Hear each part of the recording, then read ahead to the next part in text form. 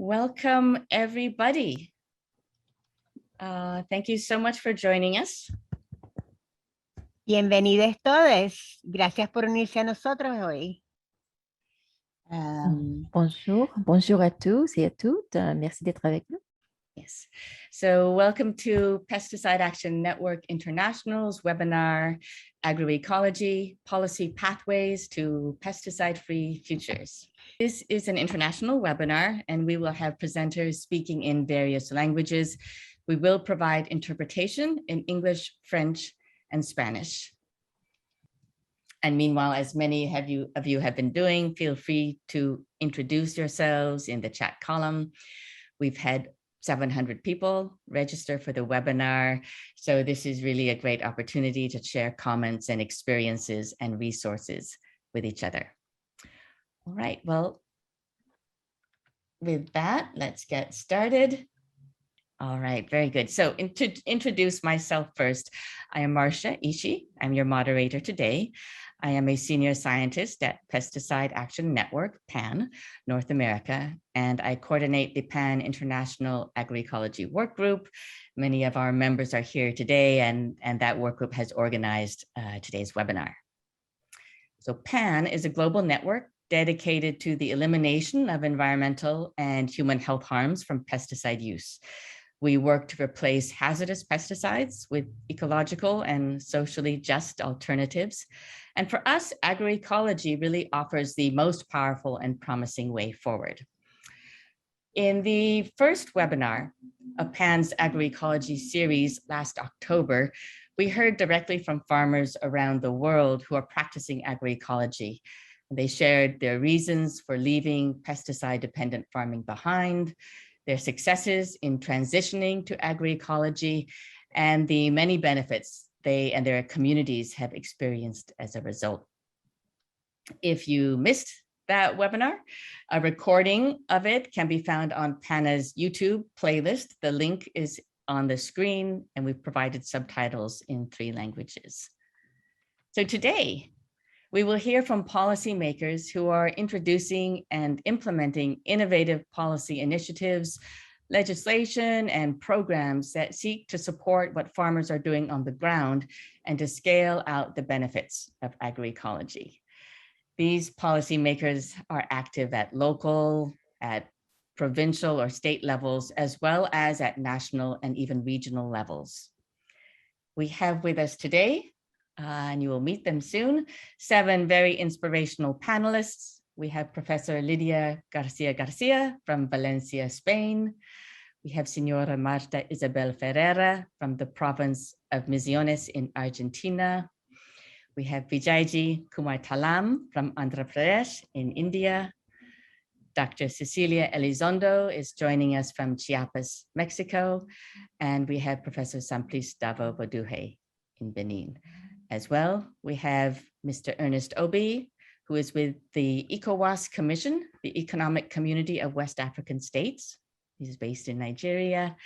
And Ms. Ana Maria Suarez Franco with FIAN International, based in Geneva. I will give a little more background about each of our speakers as each one comes to the floor. So we will begin with Senora Lidia Garcia. Professor Garcia teaches in the Department of Economics and Social Sciences at the Polytechnic University of Valencia. She is a member of the coordination team of the Right to Food Observatory and an agri-food technician with the Valencia Center for Social Innovation in Spain. Lidia has more than 10 years of professional experience in international cooperation and research on food systems. She's worked with NGOs, with the Spanish Agency for International Development Cooperation, and the UN Food and Agriculture Organization. Today, Lidia will share policy lessons from her deep involvement in the participatory process that established Valencia's Municipal Food Council, as well as her city and region's initiatives in advancing an agroecological transition. She has been very busy in Valencia and has wonderful experiences and stories to share with us.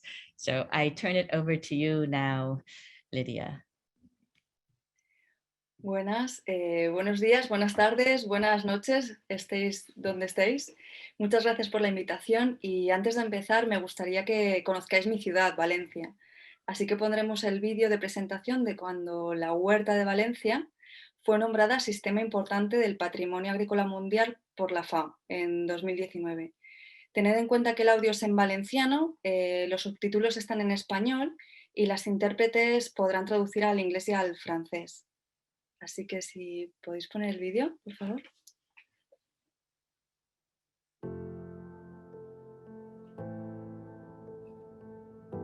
Hi ha xicotets camins que partixen de la tradició més antiga. Altres camins que creuen les hortes més productives i riques del món. Camins que ens ajuden a preservar la nostra biodiversitat. O a lluitar contra el canvi climàtic en l'àrea metropolitana de València. Camins que ens porten als bons aliments, els de proximitat. Són camins que ens envolten i ens protegeixen. Camins plens de vida, d'aigua. Les nostres séquies.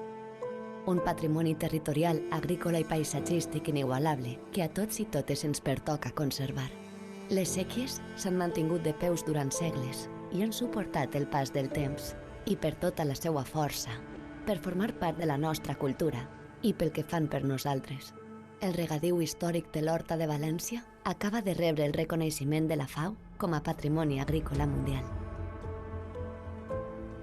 Una candidatura que ha presentat l'Ajuntament de València en col·laboració amb la Universitat Politècnica i altres institucions i que ha comptat amb el suport del Ministeri d'Agricultura, Pesca i Alimentació.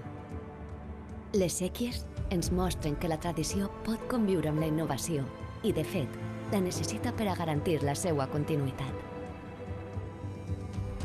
Per això, s'ha impulsat l'adaptació del cultiu tradicional a les tècniques agroecològiques modernes o una nova cultura innovadora que defensa el foment del consum local i la promoció dels aliments frescos i dels nostres barris, per a crear identitat i reforçar el producte de proximitat, per a identificar les botigues que el venen, per a apropar-lo a la gent, per a donar-li tot el valor que tenen. El nostre regadiu, l'albufera, l'horta, ja són patrimoni internacional, però les hem de cuidar com un bé preuat de la nostra terra i de la nostra història. Cuidem de les séquies, estimem-les i cuidarem de nosaltres. Ens estimarem.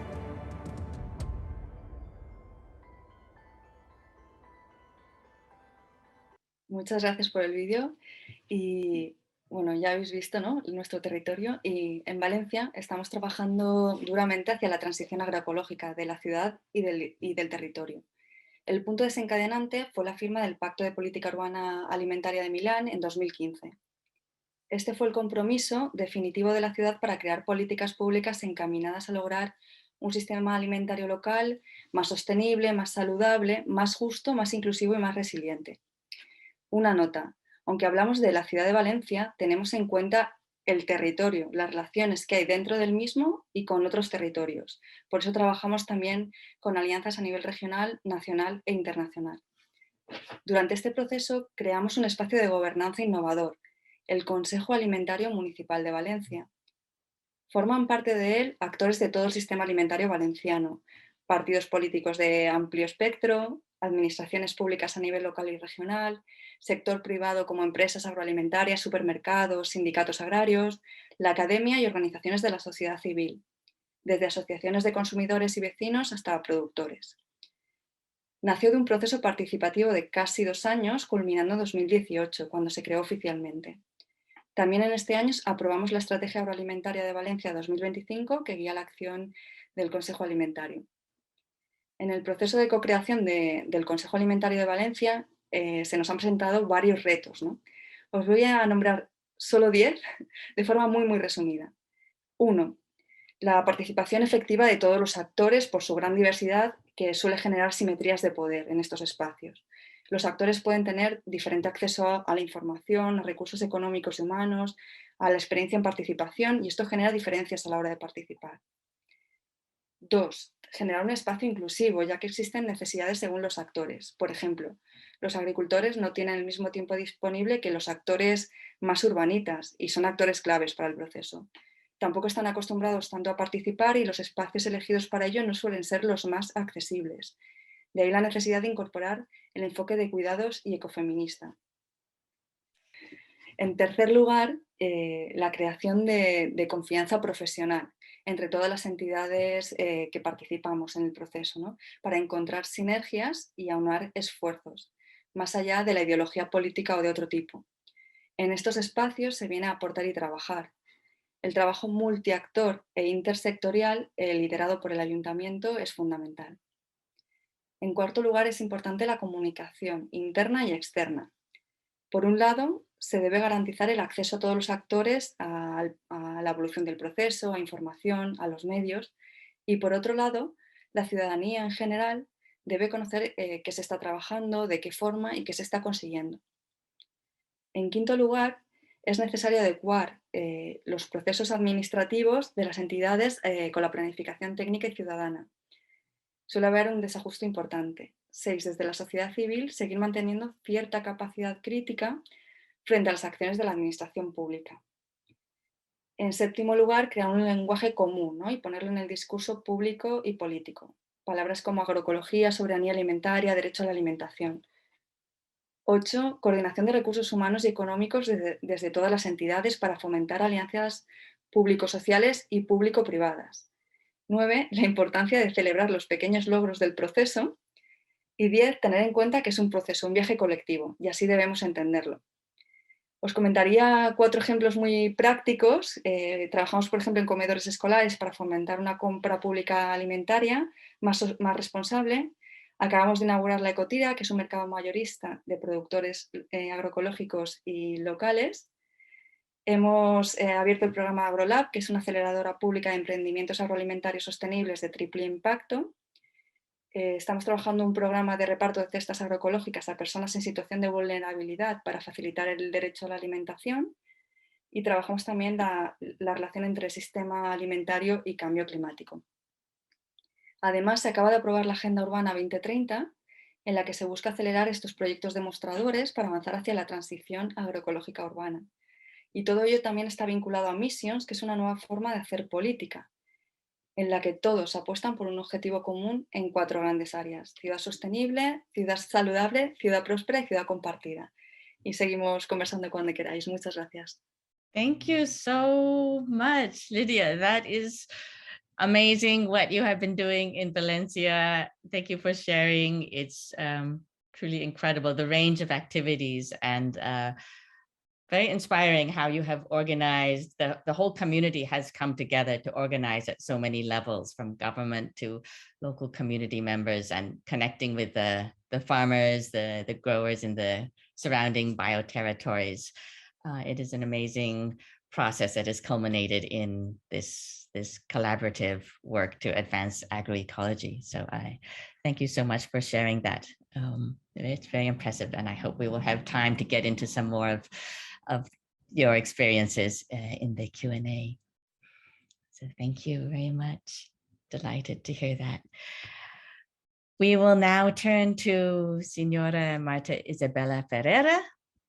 Senora Marta is the Minister of Family Agriculture in the province of Misiones, Argentina. She is responsible for implementing the family agriculture law that engages more than 30,000 family farmers in the province. And she's also the co-author of several very important legislative proposals that we will hear about that have supported or established food sovereignty, agroecological farming, the protection of native seeds for diversity, biodiversity. She draws on her own personal experiences as well as a farmer, as a farm family, producing chickens, pigs, and goats in the Chacra de Santa Ana. So she has brought all this together in a lifetime of dedication to food sovereignty and family farming and agroecology. Señora Marte, we are very eager to hear about these many initiatives you have been advancing in the province and how you have brought so much to come into fruition in the province of Misiones. So I will turn it over to you now to share your stories. Muchas gracias.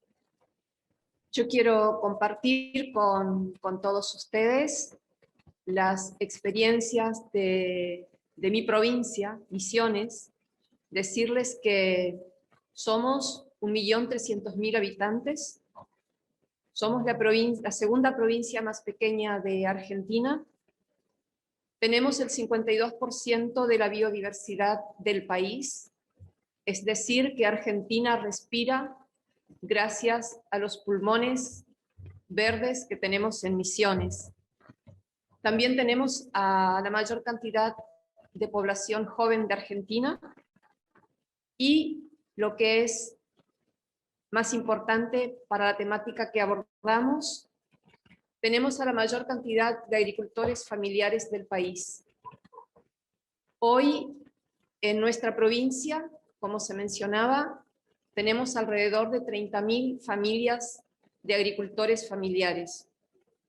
Por lo tanto, tenemos como objetivo de provincia lograr la soberanía alimentaria con sostenibilidad ambiental.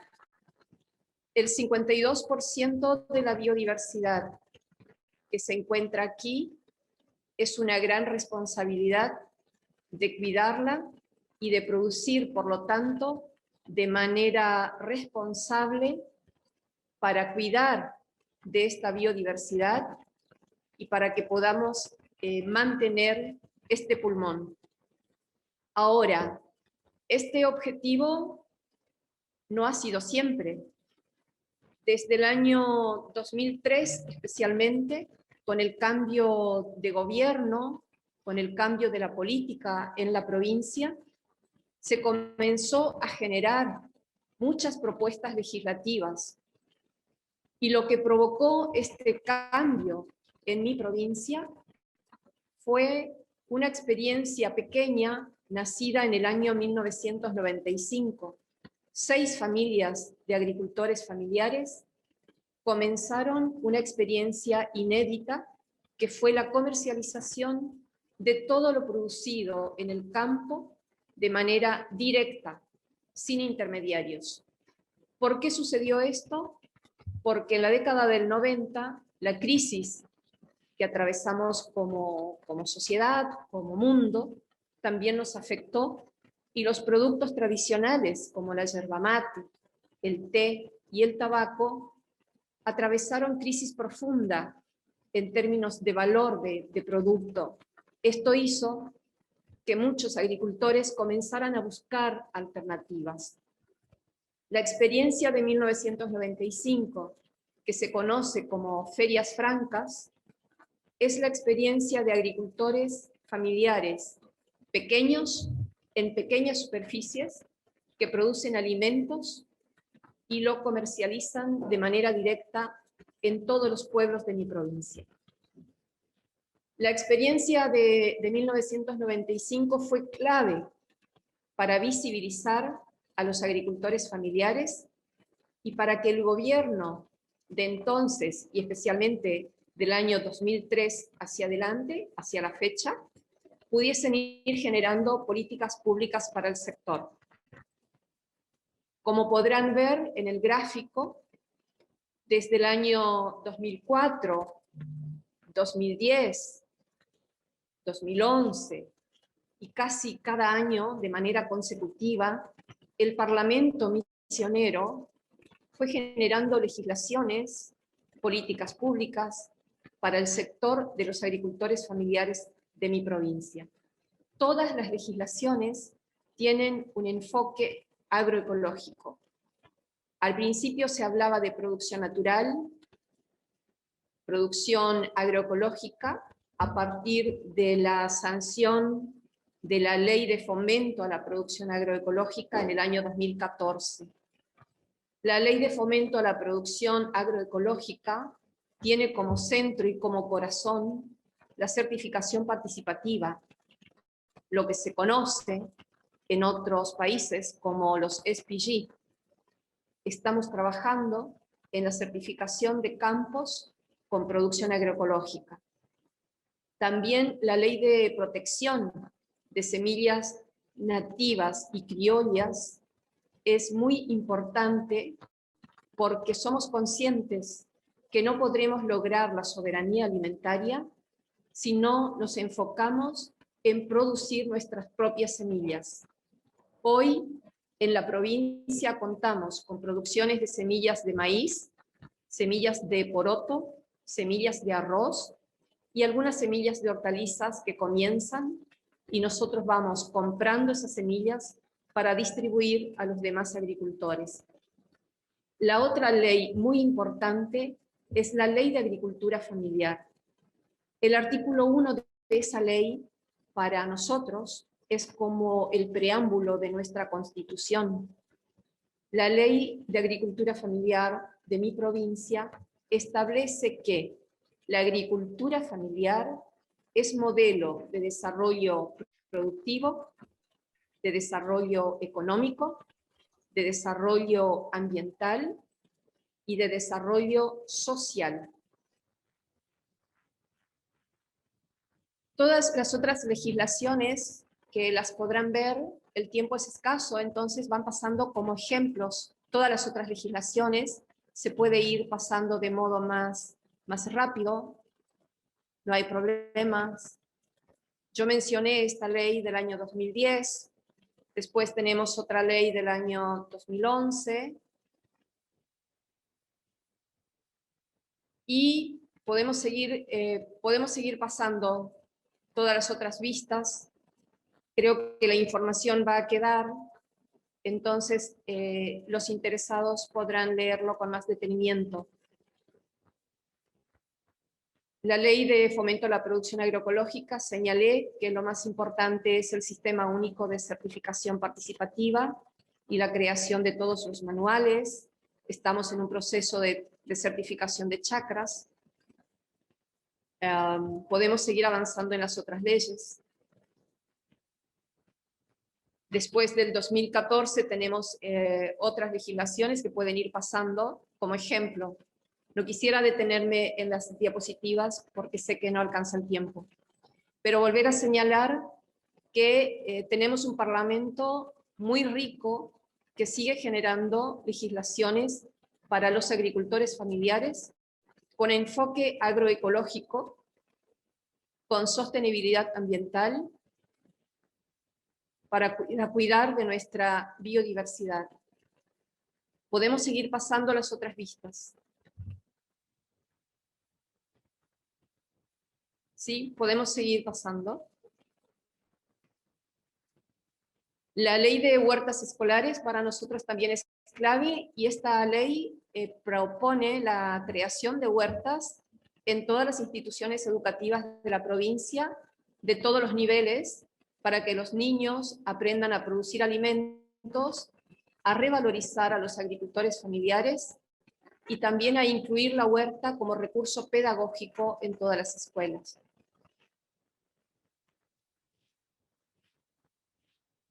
¿Podemos pasar otras? El programa de soberanía alimentaria provincial, además del concepto de soberanía alimentaria y de lo que se puede leer en la vista, también propone la creación de un trayecto formativo para crear jóvenes que se transformen en facilitadores territoriales de la soberanía alimentaria.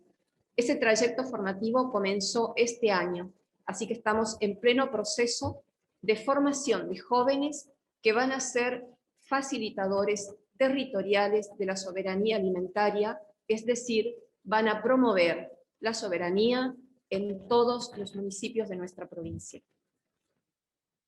La próxima puede ser.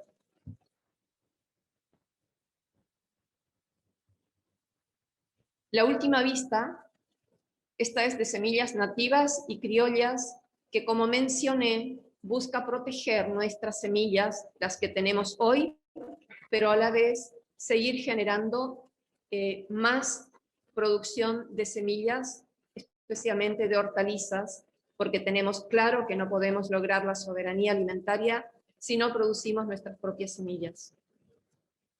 La siguiente. Salas de faena artesanal para agricultores familiares es también proponer un salto de calidad para estos agricultores para que puedan faenar sus animales menores con condiciones de inocuidad. La próxima puede ser.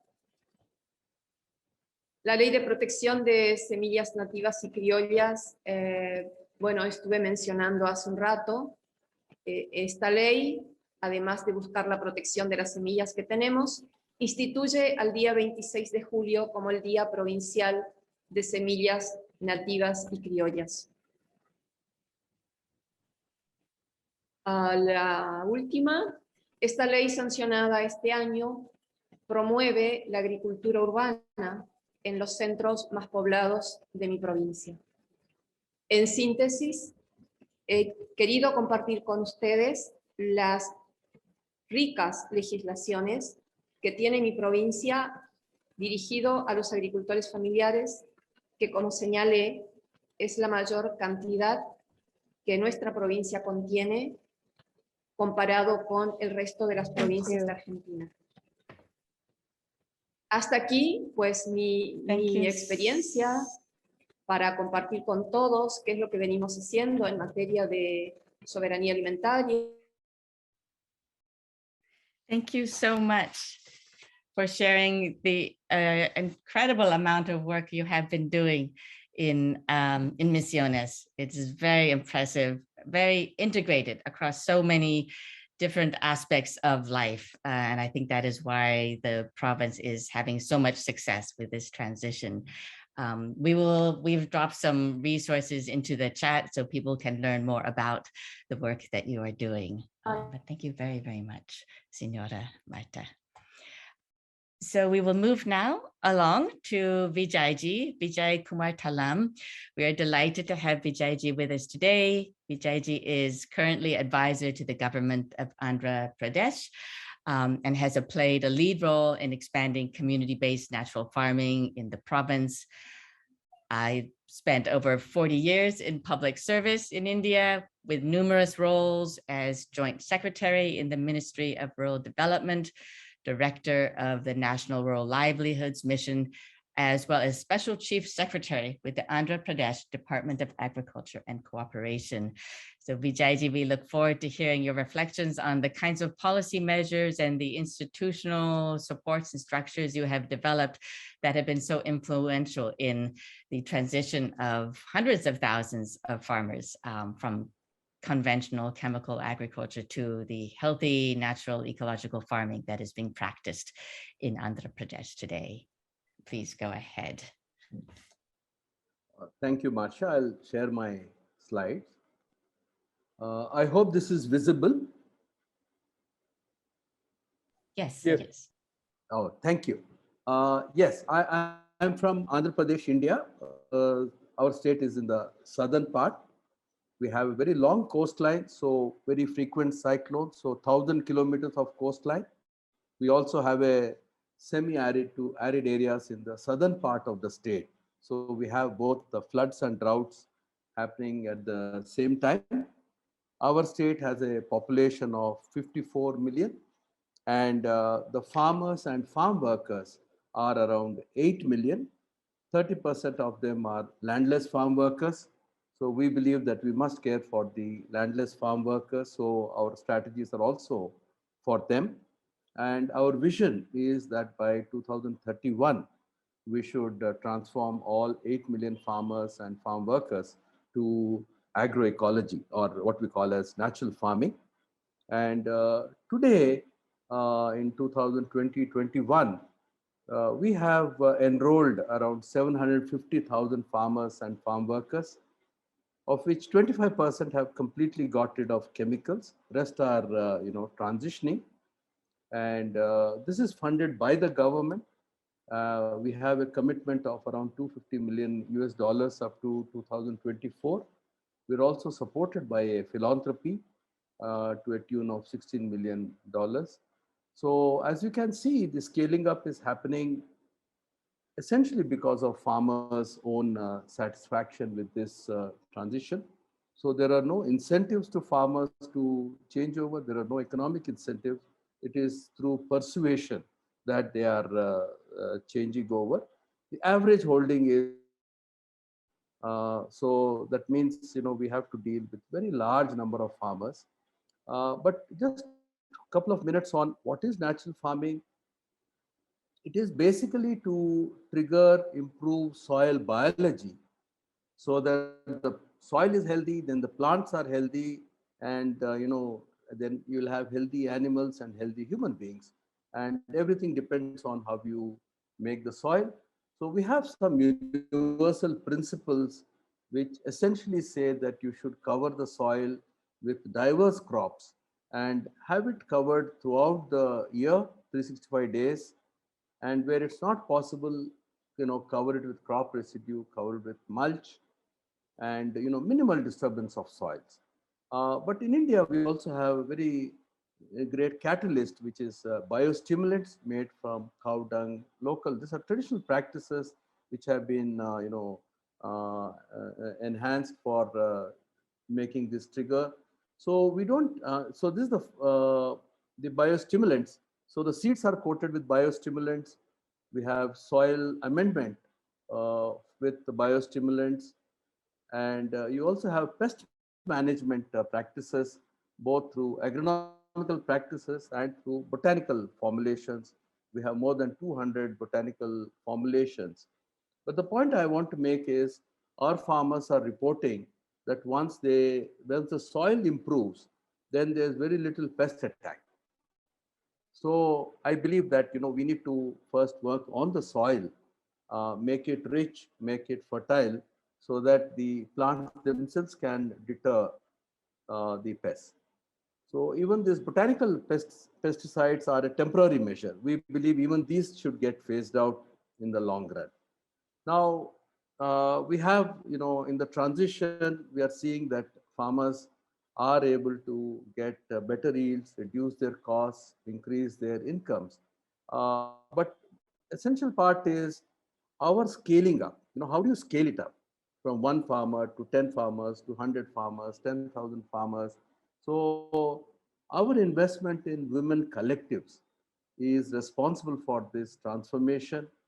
90% of women in rural areas are organized, and it are these organizations of women who are leading the program, who are nudging each other to make the transition.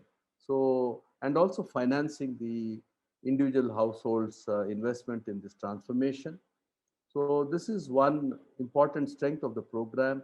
The second strength is the farmer to farmer knowledge dissemination. So we believe that farmers are the best trainers. So we invest in them.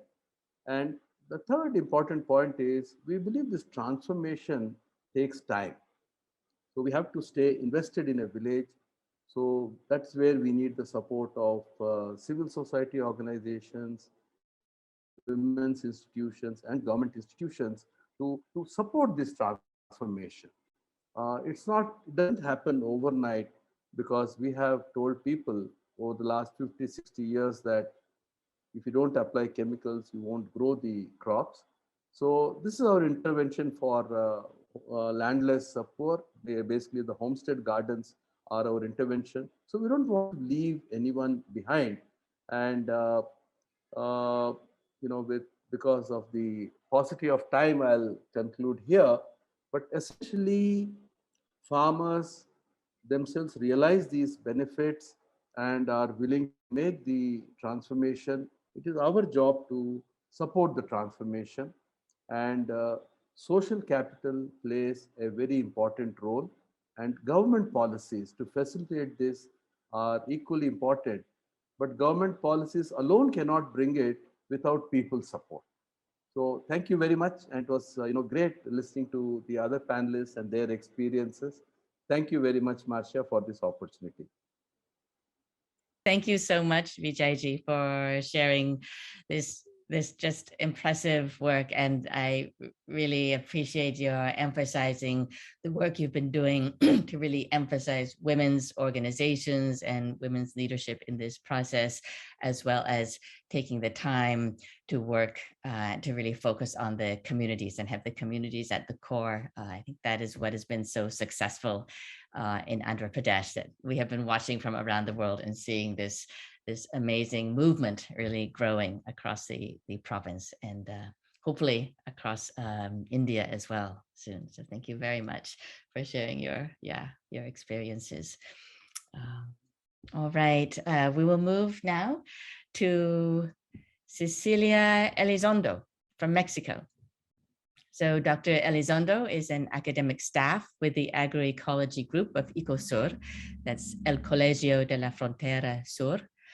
She was formerly Chief of Cabinet of the Ministry of Environment and Natural Resources in Mexico, and also Secretary of the Intersectoral Group for Health, Food, Environment, and Competitiveness. I think we'll hear about many of the integrated, interdepartmental, interministerial processes that are happening in Mexico now. Cecilia herself has been working for over 30 years in environmental management in her homeland of Argentina, as well as in Mexico, and she has a PhD in sciences, landscape heritage conservation. We are delighted to have you here today, Cecilia, and look forward to hearing more about Mexico's path of transition as you move towards facilitating a countrywide holistic transformation to agroecology. So the floor is now yours. And please remember, make the sign to advance the slides. We will do that for you. Muy buen día. Bueno, muy buen día. Sí, aquí tratando de contarles a ustedes esta experiencia que se está viviendo en el Gobierno de México. Felicito a las experiencias anteriores, es maravilloso y demuestra lo importante que es el trabajo intersectorial y la inclusión de las organizaciones sociales, de las comunidades locales para poder avanzar en la transición del sistema alimentario, no solo en cada uno de nuestros países y en cada una de nuestras regiones, sino también a nivel mundial. Estos antecedentes que yo voy a darles es desde el inicio de esta nueva administración con el presidente Andrés Manuel López Obrador, se inició esta transformación del sistema agroalimentario y la conformación de este grupo justamente intersecretarial de salud, alimentación, medio ambiente y competitividad. Lo forman todas estas dependencias, son 11, pero a la vez estas 11 están, tienen otros sectores dentro de sus mismas secretarías.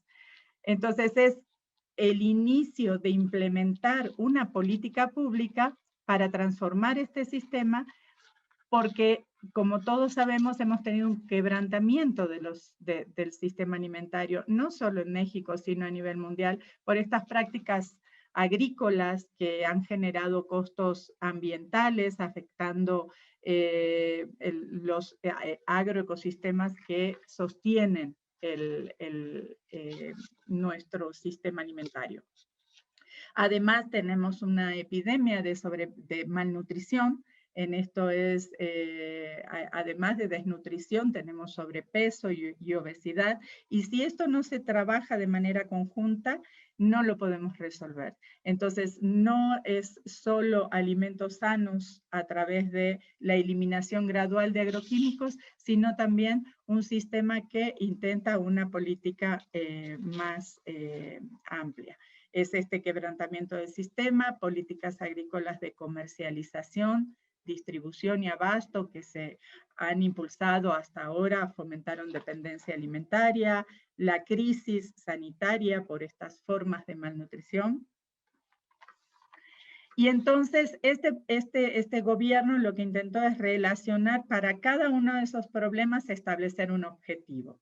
Uno de producción sustentable, fomento a la agroecología, prácticas cooperativas, semillas locales y bioinsumos, muy similar a lo que estuvimos viendo en cada una de las presentaciones anteriores. Es que el mundo debe ir hacia allí.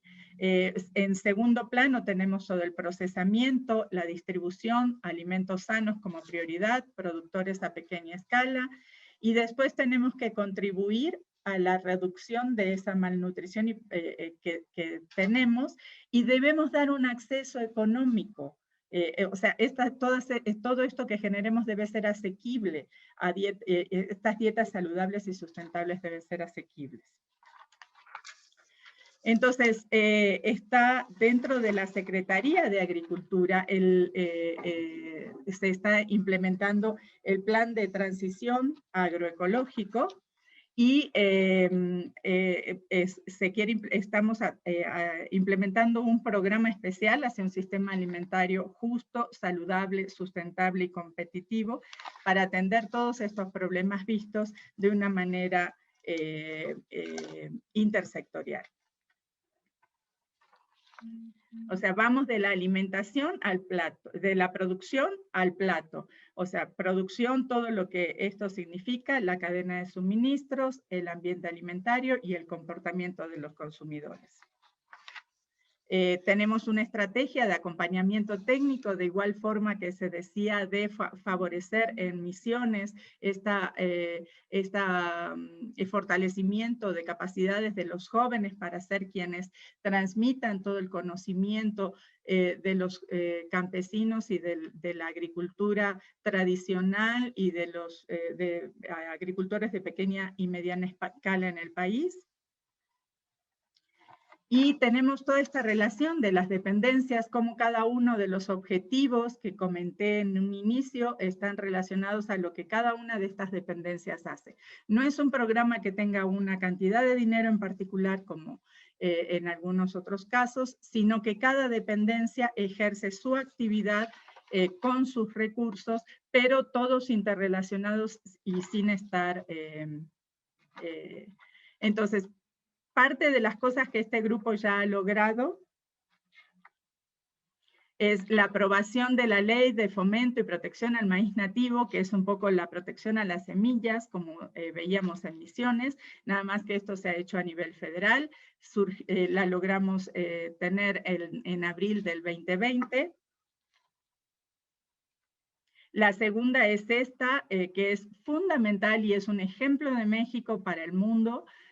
Sí se ha establecido un decreto presidencial, o sea, desde el más alto nivel del gobierno federal, desde nuestro presidente, prohibición gradual del glifosato para su eliminación total al 2024. Y además la prohibición del ingreso de maíz transgénico. Este es un paso gigante que está dando el país hacia la transformación real de este sistema. La próxima. Más logros de GISAMAC. Todo este sistema alimentario tiene el etiquetado frontal, una campaña presidencial de alimentación saludable, guías alimentarias que ayudan a nivel local y regional la forma en que la gente debe alimentarse, y además estas guías nuevas están mostrando la huella ecológica de algunos de sus alimentos. También hicimos un documento con OPS, OMS y UNESCO para la alimentación saludable. Tenemos una asignatura para todos los niveles en con la Secretaría de Educación y el Instituto Nacional de Salud Pública para generar desde los niños ese cambio.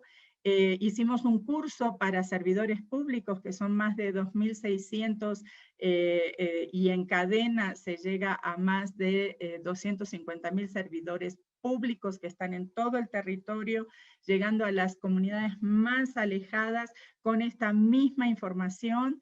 Hicimos una guía de acción para los centros de trabajo, trabajamos junto con la Secretaría del Trabajo para los jornaleros agrícolas, el programa Sembrando Vida, que se tiene planteado sembrar más de 1 millón de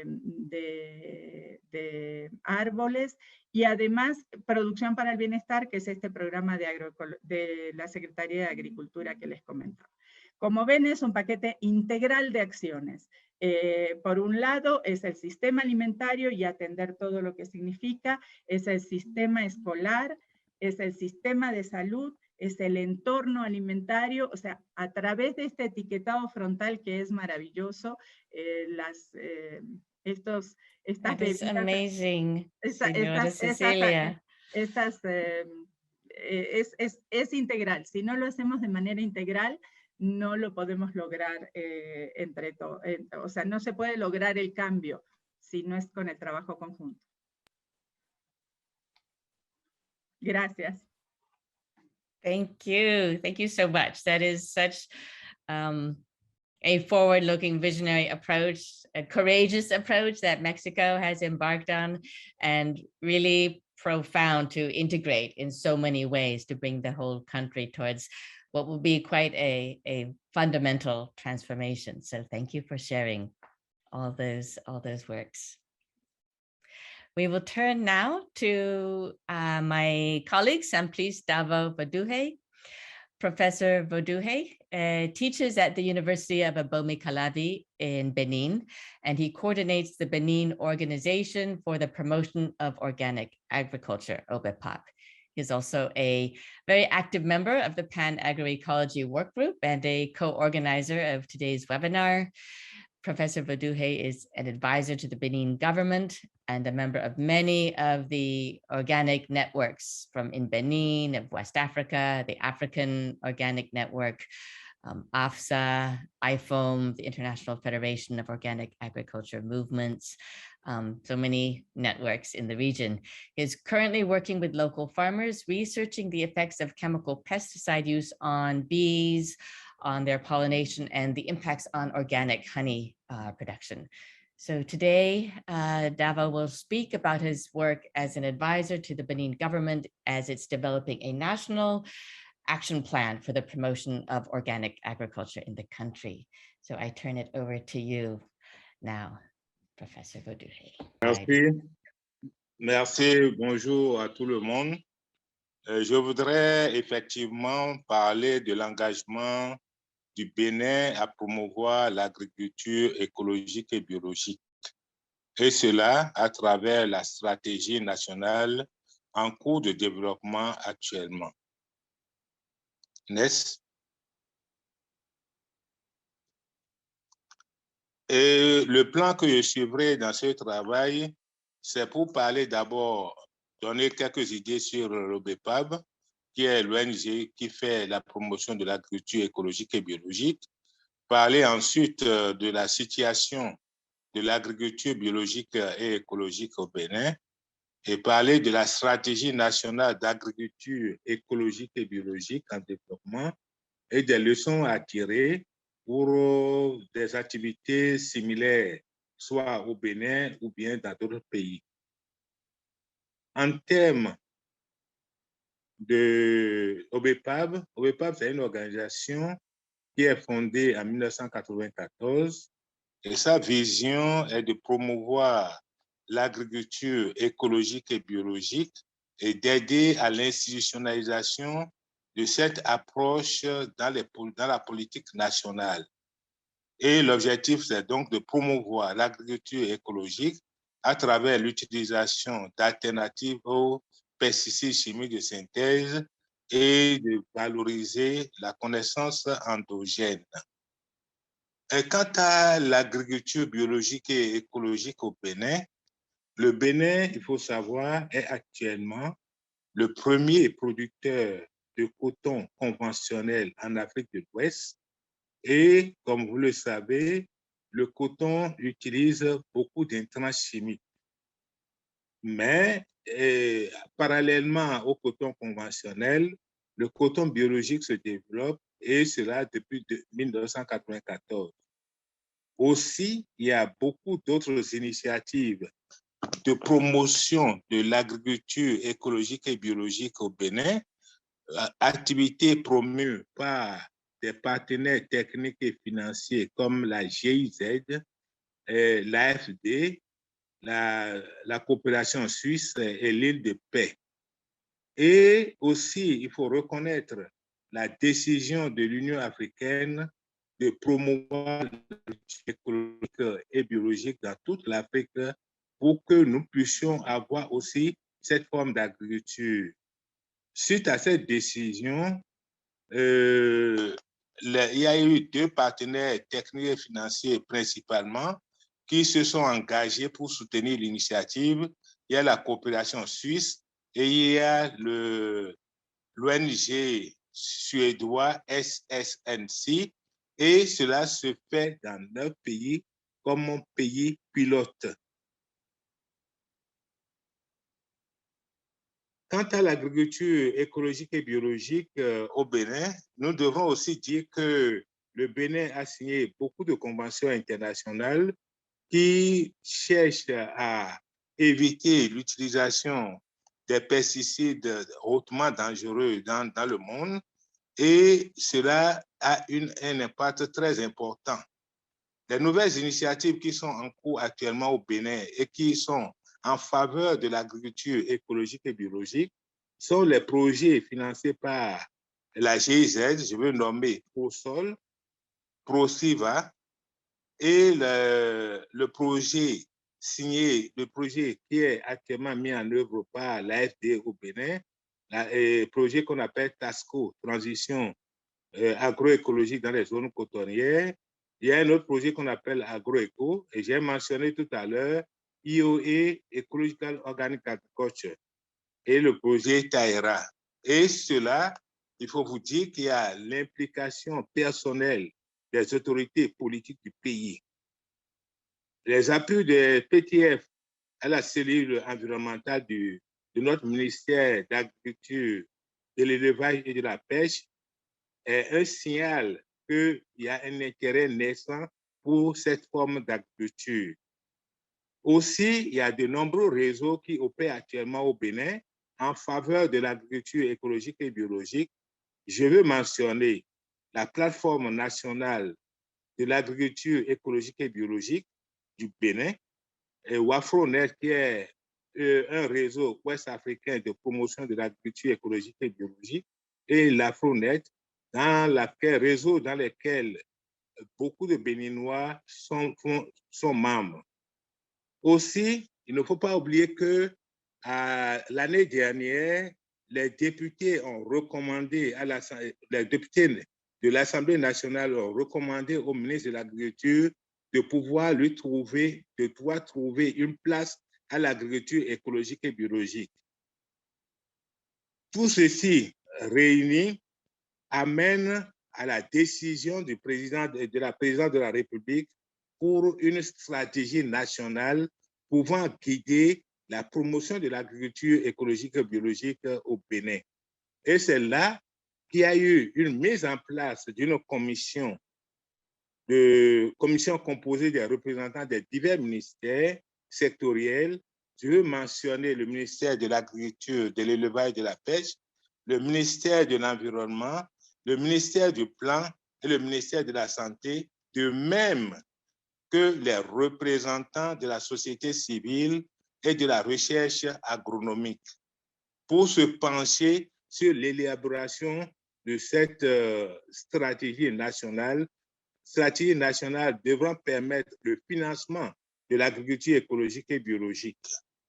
Et le processus en cours, le processus doit prendre en compte la production végétale, la production animale, la pêche, le changement climatique et l'emploi. Et nous sommes pratiquement vers la fin pour aller vers la prévalidation et la validation de cette stratégie. Je vais maintenant parler de quelques leçons à tirer, parce que ça n'a pas été du jour au lendemain que la décision a été prise. Je suis sur le dernier diapo. Encore, please. Next slide. OK. Donc, nous sommes... Non. one before that. Les leçons à tirer nous amènent à montrer qu'il y a eu la volonté politique avec une forte implication des autorités politiques au plus haut niveau, pour ne pas mentionner le chef d'État lui-même.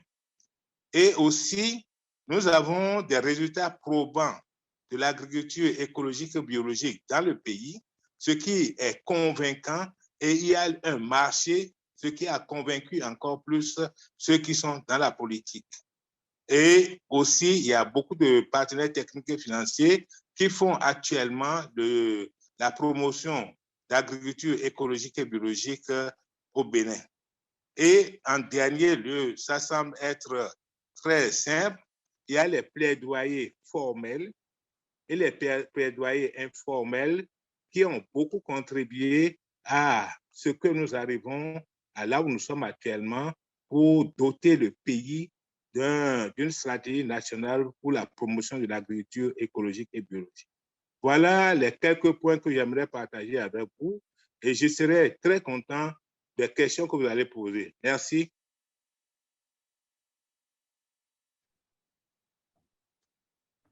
Thank you so very much, Davo. It is very wonderful to hear the work that is happening in Benin and how the interest from the farmers and the communities has been matched by this political will you mentioned from the highest levels. And that is really kind of this magic combination. We're very excited to see where this plan goes with Benin.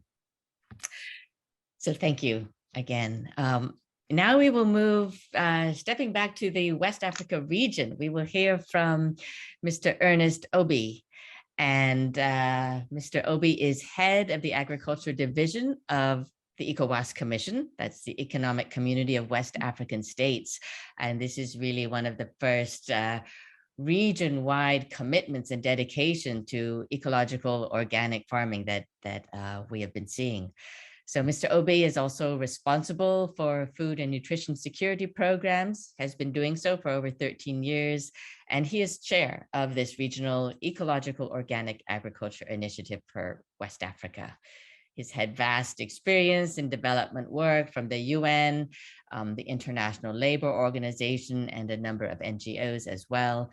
And we're delighted to have you with us today to hear about the regional platform that you are working with 15 West African countries to coordinate these transitions. Thank you, and over to you, Mr. Okay, thank you very much, Marcia. Can we go to the next slide? Basically, this is the table of content. I'll talk about policies, the importance of agroecology, some of the relevant priorities and policies, then the challenges and the vision for the future. Next slide. Now, in terms of ecological agriculture development, it is anchored on the ECOWAS agriculture policy, which we call ECOWAP, which extends to 2025. It started in 2005 to 2015, so we're in the second phase. We are seeing EOA development from an integrated approach for the transformation of agriculture in West Africa. We also want to increase agricultural productivity and production, increase incomes and livelihoods. We want to promote an intensification of production systems without the use of inorganic chemicals that are adapted to different agroecological contexts. Now, what's the inspiration for West Africa adopting ecological agriculture? One, it is part and parcel of our commitment to the global development, the sustainable development goals of the United Nations. In the African continent also, we have our own agenda 2063. And out of this agenda, we have what we call the Malabo Declaration, which seeks to promote agriculture transformation in the continent. Also, we have the ECOWAS agriculture policy, which is called ECOWAP. This is our own regional policy on agriculture. And also the inspiration is also based on the fact that we want to respond to some of the emerging issues in West African agriculture, such as climate change and vulnerability from the national to the continental level. And the most important one is that we also want to explore the huge economic potential in ecological agriculture in the world. We have been lagging behind and we want to do a lot of catching up. Next slide. Now, agroecology is very important for our region. And it's very important. It has a lot of benefits, and we see it from a number of perspectives. The first one is the issue of promoting food and nutrition security from the household to the regional levels, improving on food quality and safety. We also want to address, through agroecology, a number of health and lifestyle challenges that we are experiencing in the region, and it's on the increase. Issues of diabetes, aflatoxin-related illnesses such as stunting. We also, through agroecology, want to promote and maintain environmental sustainability, the protection of both our flora and fauna from excessive use of pesticides and other agrochemicals. We want to protect our biodiversity, which is disappearing very fast. And most importantly, too, we want to protect our water resources, both surface and groundwater resources. We want to improve and promote rural livelihoods by encouraging regenerative farming. And we want to address some of the critical issues related to climate change and climate change variability. Next slide. Now, what are some of the relevant policies and interventions? I call it the regional priorities.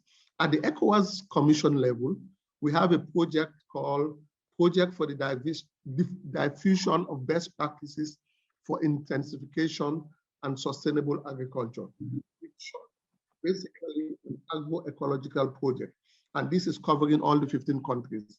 We also have an ecological organic agriculture initiative, which is spearheaded by African Union Commission and supported by ECOWAS.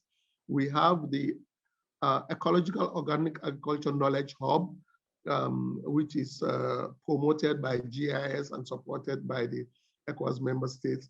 And we have different interventions, which Professor Simplis talked about, WAFRONET, AFRONET, IFOM, and we have bilateral partners such as the Swiss Development Corporation, all of them implementing different programs and projects on ecological agriculture in the region. Next slide.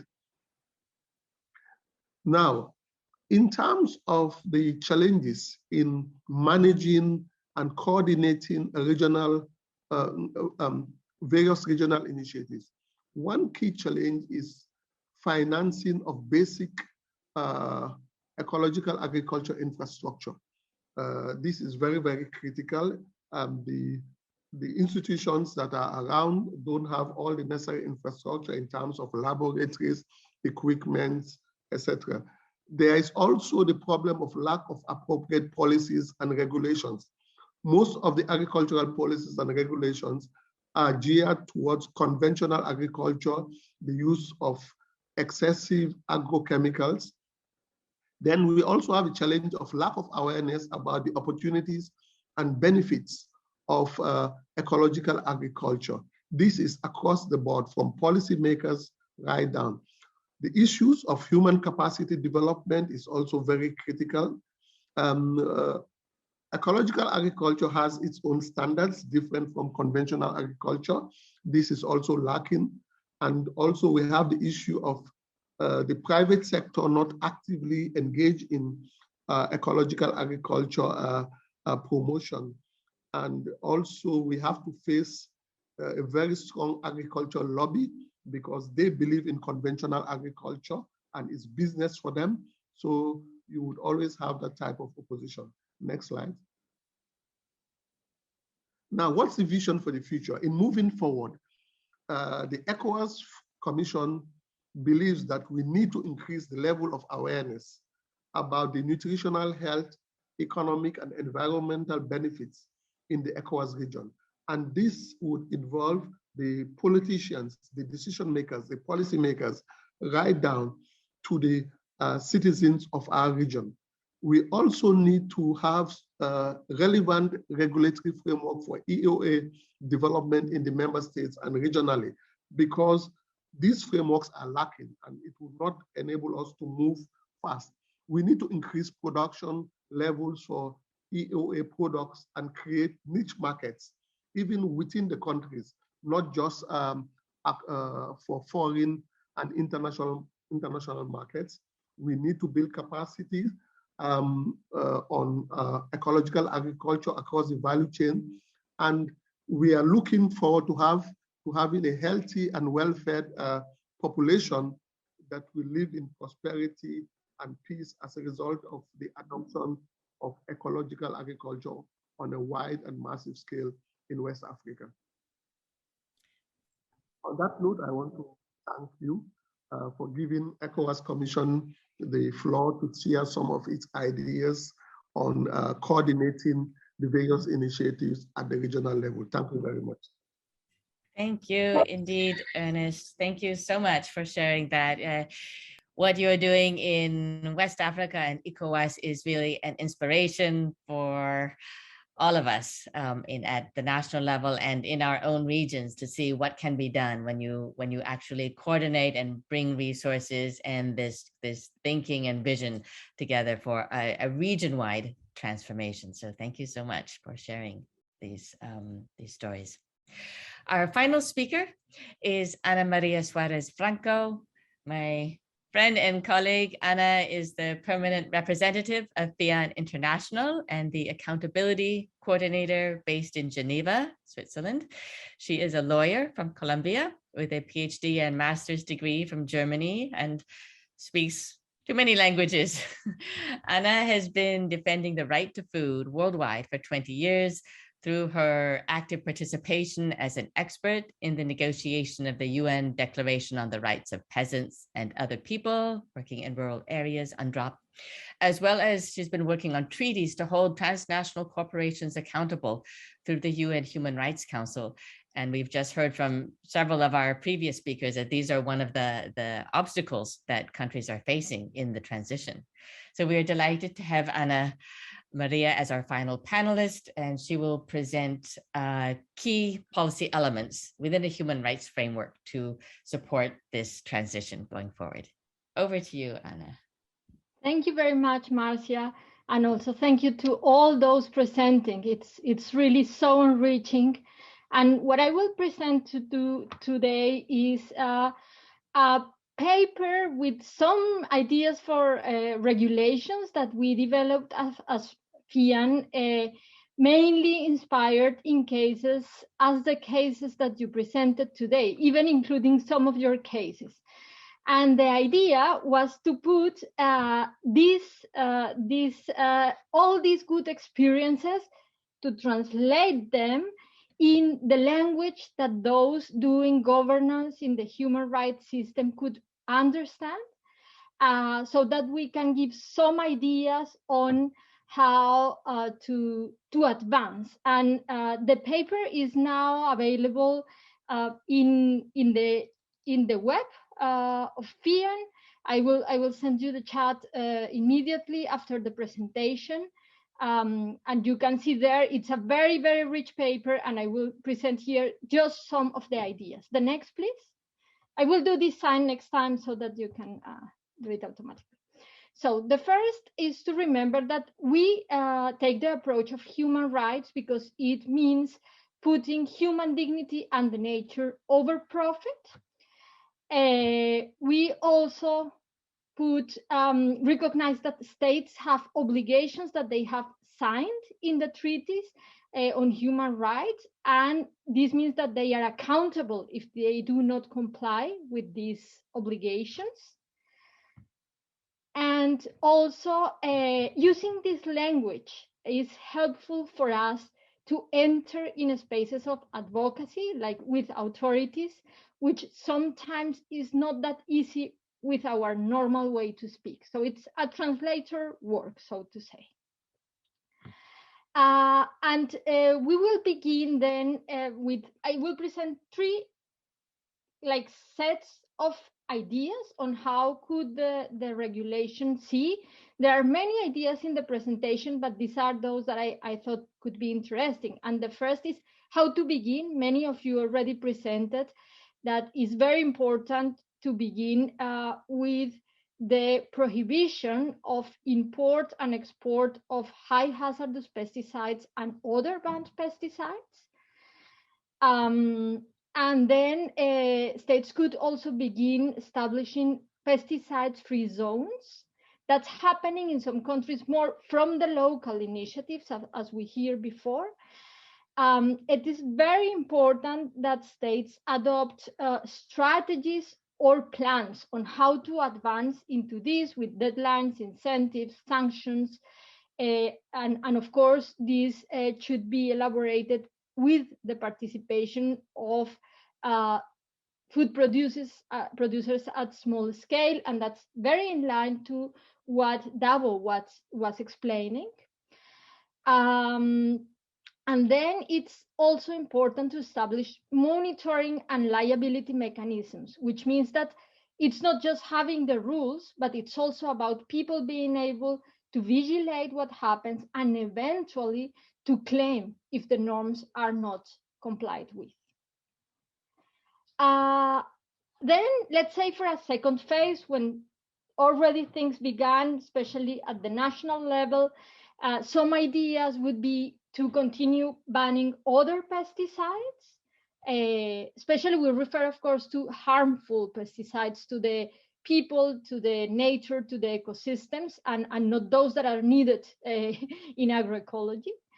Very important, and as it has been also explained, is the support, the extension services for those who want to go from non-agroecological production to agroecology. And this includes, for example, giving all the extension services, but it also includes raising awareness among consumers. And for example, the colleague from Mexico explained about the labeling of food. It means also ensure that the peasants producing agroecologically can access to markets at fair prices. And here for us is very important what has also been mentioned before, that it's access also to local markets and making people less dependent of global value chains. So this is a way to support food sovereignty, resilience, and to protect the social fabric. We also think that it's very important when certification systems are required, and that this was also mentioned, that these are participatory or even their own systems of peasants, and this is included in the Declaration on the Rights of Peasants as well, that the certification systems should be participatory. And then once we go to the broader protection possible, we consider that it is very important to take measures to avoid corporate capture and conflicts of interest. You know that in some cases, I have here, for example, from Sri Lanka, that advances have been achieved, but unfortunately, the lobby of these corporations in many cases brings the regulations back, and therefore we need clear safeguards against corporate capture, similar to what we are doing with the campaign on the alliance between the FAO and CropLife.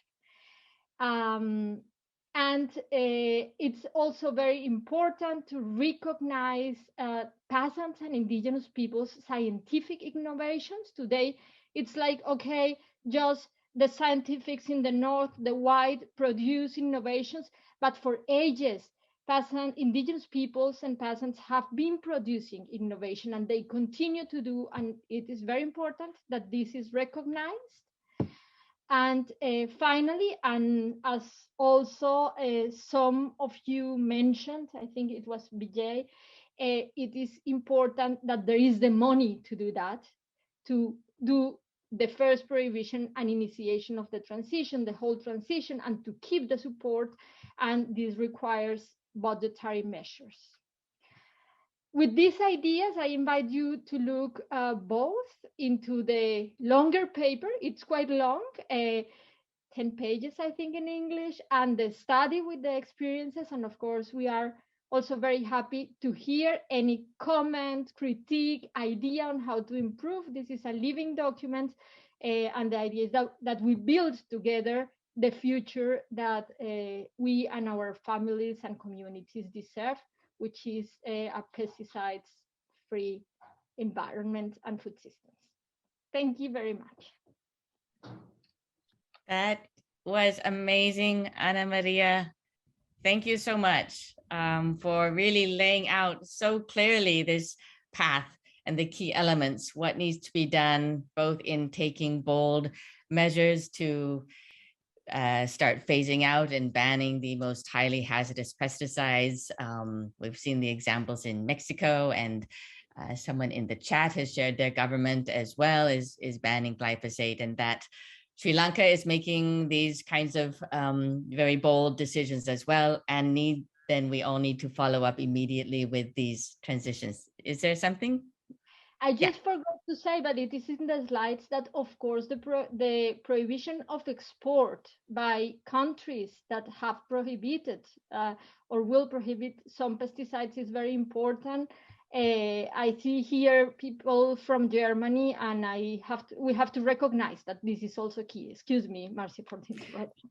No, that's a very good point. And here in the US, where major pesticide manufacturers are producing and then sending overseas, exporting these highly hazardous pesticides is a double standard that is morally wrong and criminal as well, according to these human rights conventions. All states, all institutions, all actors have an obligation to uphold these human rights. So thank you for laying that out so clearly and mentioning that. And actually, thank you. We have, of course, attendees will know we are running close to our time limit here. We've had so many wonderful comments in the chat and many excellent questions. In fact, many of the questions are asking about, what are the steps we need to take to reduce the use of agrochemicals? How do we move towards overcoming these barriers? I think you have laid out in your presentation, pointed the way, the pathway. The answers are in those next steps that you have outlined. So I think we will have time, unfortunately, just for one question and intervention. I would like to turn to Marianne Bassi from the Alliance for Food Sovereignty in Africa. There we go. Can yes, you hear please. me now? Yes, thank you. Please close us out. Share with us what your thoughts are from AFSA. Okay. Yeah, I know I have just limited time, but I just want to say what AFSA is for the benefit of those who don't know. It's the Alliance for Food Sovereignty in Africa. AFSA is a broad alliance of civil society actors who are part of the struggle for food sovereignty and agri. I'm sorry, can you hear me? Yes, you cut for a moment. Go ahead, we can hear you. Okay, I'm sorry, the network is bad. So we promote agroecology and all that most of the presenters have said.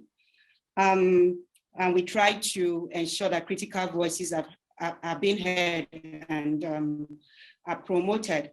So for us, in promoting agroecology, we go through a transition to really have a true agroecology transition through policy advocacy, building the movements, evidence-based studies. We've had over 65 cases of well-documented agroecology on the ground, of the people really doing these things, and also raising consumer and public awareness.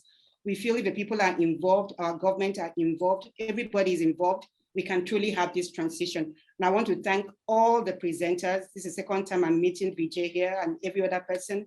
and Marcia for the great moderation. I mean, it's this conversation, we should continue to have it.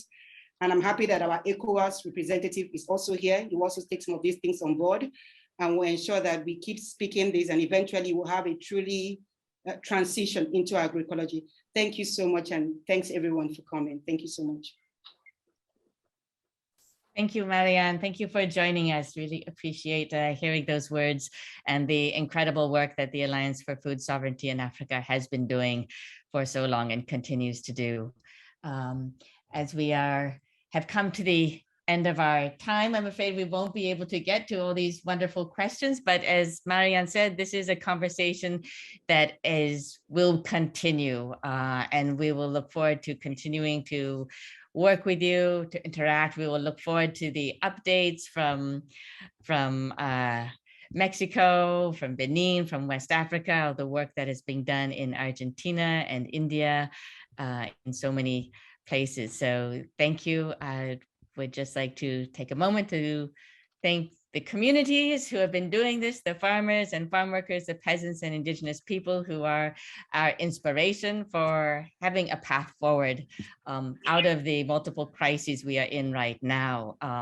And a deep thank you to the policymakers, the researchers, the scientists who are in solidarity with these communities and recognizing that this is the way forward, and providing platforms and working so hard to pass legislation and having the courage to resist the corporate agenda, the powerful, unrelenting pressure from the agribusiness, the pesticide companies, the biotech companies.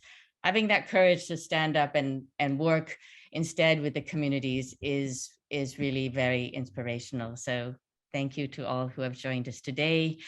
We are seeing these results on the ground, and they are spreading. Yeah, so in closing, I would also like to express my deep gratitude to our interpreters and our translators, Margot de Torres, Rose Nicholson, Pat Cornejo, Delphine Bojnaru, and Brenda Cervantes. I would also like to thank my wonderful co-host and co-producer, Chloe Cho, and to all the members of the Pan International Agroecology Work Group who have made this webinar possible. Jayan from Pan India, Davo himself from OBAPOP, Javier Souza from Pan Latin America, OBAPAL, Pan AP, and my colleagues here at Pan North America, as well as our friends are also members of Pan UK and Pan Ethiopia. So you'll be able to find much more information at our websites here. Finally, a very warm thank you to our co-sponsors who are listed on the slide here. We greatly appreciate your solidarity in this movement and standing alongside with us as we work together to go forward.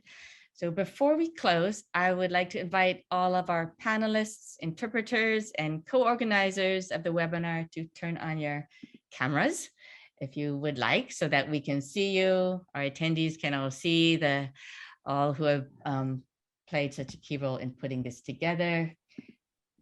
If attendees turn on to gallery, then I think we can turn off the slides and you may be able to see, yes, our wonderful members. Thank you so much for joining us today. And to all of you who have attended and who sent so many thoughtful comments in the chat and the Q&A, we look forward to continuing this conversation in the days to come. Thank you so much. And we'll be seeing each other and working together going forward. Thank you for joining us. Thank you very much for having me. Thanks a lot. Merci, merci beaucoup. Muchísimas gracias. Muy lindo el evento. Gracias. Thank you all. And if any of our panelists, as we are closing out, have a last word of encouragement or inspiration for our attendees, what you would like them to do, please feel free to hop on, share your final words. I have one, and that is when we were preparing the elements paper, it was really inspired on the people, and it's like very looking forward. And in the current difficult political moments, sometimes we can feel demotivated, but we think that all your experiences inspire us and give us hope. And even if the paper might be impossible for some organizations that are not too close to the grassroots, we think that it's important to keep proposing and keep looking forward, because at some point our changes will be achieved. So thank you very much to everyone for all the work you are doing where we need the work to be done. Thank you, Ana. Thank you so much. And any other final words from our panelists? Feel free to take the floor. A mí me parece maravilloso el trabajo conjunto. O sea, todas las presentaciones han mostrado que si no hacemos un trabajo intersectorial y, como dice Ana María, teniendo en cuenta a las comunidades locales, a los pueblos indígenas, que son quienes tienen todo este conocimiento tradicional que nos puede llevar a tener soberanía y seguridad alimentaria, pues no lo vamos a lograr. Entonces, muchas gracias a todos por el esfuerzo que en cada partecita del mundo están haciendo. Merci beaucoup pour cette rencontre qui a regroupé un certain nombre de personnes ayant diverses expériences, et nous constatons qu'il y a encore beaucoup à apprendre et à beaucoup à partager aussi. Et je remercie chacun. Je remercie particulièrement Marcia et Chloé pour l'investissement dans cette organisation que nous avions failli annuler parce que c'était très proche et que tout le monde ne répondait pas. Merci à chacun pour la contribution, et je pense que nous allons construire sur... Can you hear me? Is interpretation on or not? OK, d'accord. Donc, je vous remercie, les interprètes qui nous ont permis de parler en des langues que nous comprenons mieux. Merci à Obi pour sa disponibilité à participer à cette réunion. Merci. Thank you, Davo. And I think, Lydia, you're the last panelist still here. I believe our other esteemed panelist, Pues Vijay, yo had to creo que leave. Reforzar el mensaje que han dado los compañeros ponentes y agradecer la esperanza, ¿no?, que genera todas estas acciones que se hacen desde muchos rincones del mundo, que pequeñas cosas logran grandes éxitos, y es una esperanza. Así que muchísimas gracias a la organización y a todos los compañeros que han presentado también. Les mando un abrazo. Thanks to all. Thank you, everyone. Please be well, and we will be in touch. Thank you, and good night, good morning, good afternoon to all. Bye-bye. Morning. Thank you very much, Marcia. Great work. Thank you. Bye-bye.